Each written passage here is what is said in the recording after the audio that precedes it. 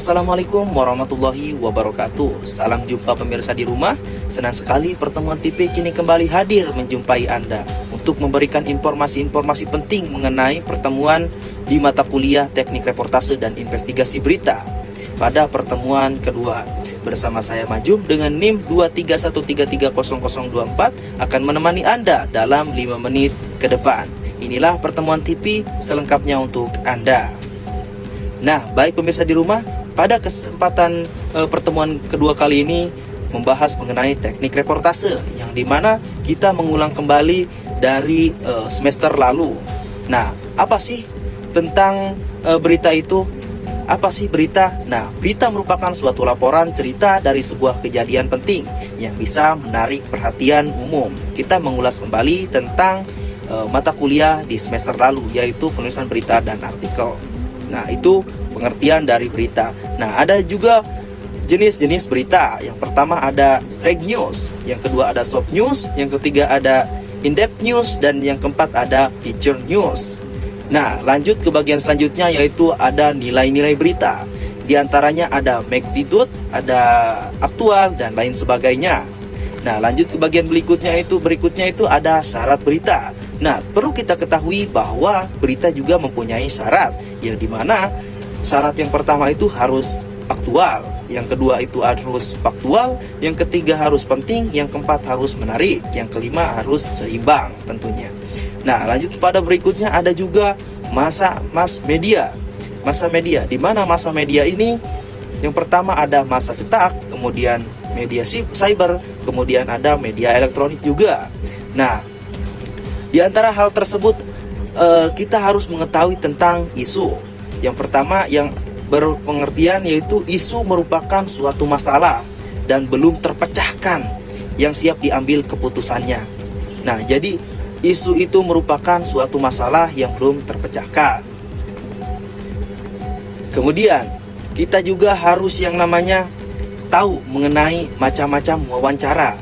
Ya, diantaranya itu ada wawancara tertutup, wawancara terbuka, kemudian wawancara konferensi, kemudian ada wawancara kelompok, dan wawancara individual, dan lain sebagainya. Itu diantaranya, kawan-kawan. Baik pemirsa di rumah, kita juga dalam wawancara harus mengetahui yang namanya yang pertama lafal, yang kedua volume ketika kita berbicara, kemudian tempo dan jeda ketika kita berbicara, dan intonasi. Itu tentunya harus diperhatikan oleh kita, terutama ketika kita menjadi reporter atau lain sebagainya. Harus diperhatikan 4 hal tersebut. Kemudian dalam menulis teks juga kita harus, dalam menulis teks dalam berita kita harus yang namanya menggunakan 5W1H. Apa sih 5W1H tersebut?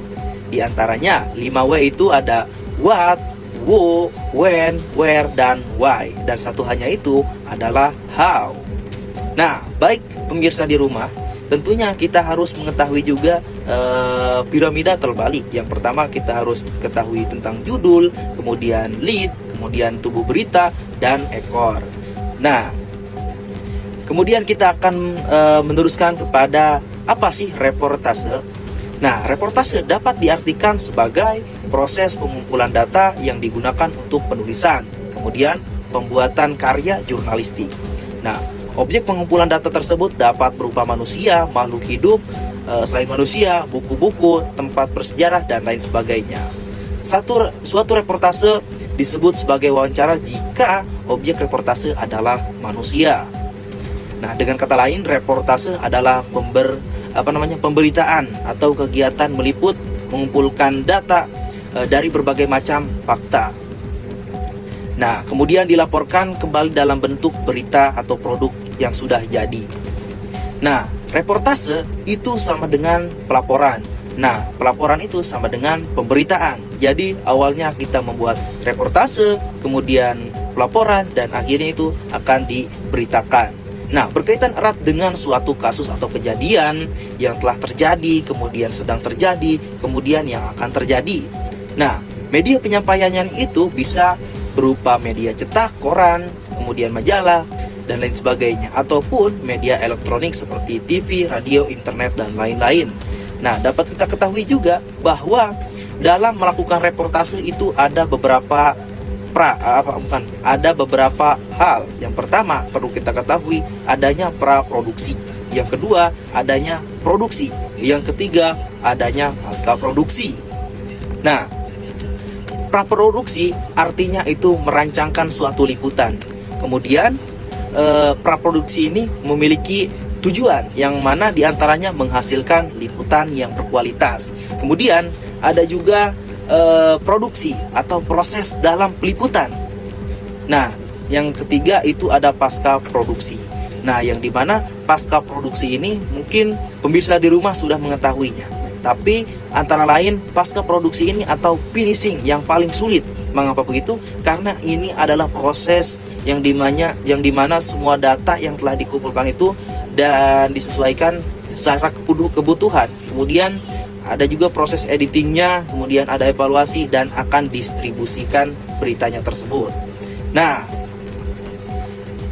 mungkin hanya itu sekilas info dari pertemuan TV kali ini yang bisa saya kabarkan. Kurang dan lebihnya kita akan mengulas kembali di pertemuan berikutnya. Wassalamualaikum warahmatullahi wabarakatuh.